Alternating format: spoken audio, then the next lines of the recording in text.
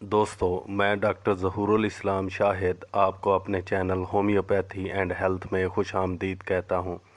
Video अच्छी लगे तो चैनल को सब्सक्राइब ज़रूर करें और साथ बेल आइकन पर क्लिक ज़रूर करें और साथ में नीचे कमेंट्स बॉक्स में वीडियो के मुताल्लिक़ अपनी राय का इज़हार ज़रूर करें। शुक्रिया।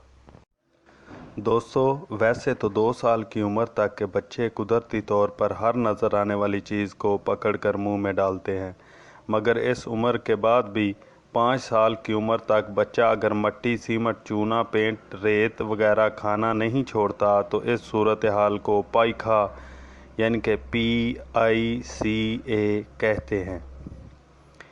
इस सूरत हाल में बच्चे या बड़े नॉन फूड आइटम्स खाना शुरू कर देते हैं।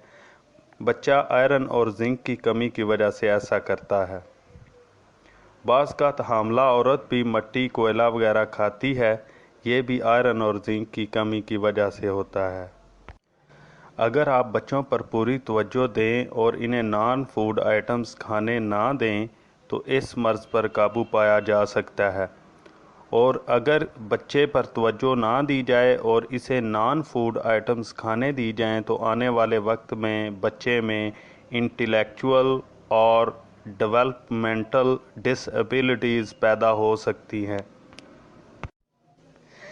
इसलिए एक तो बच्चे को मॉनिटर करते रहें और आयरन और जिंक से भरपूर ग़िज़ा दें।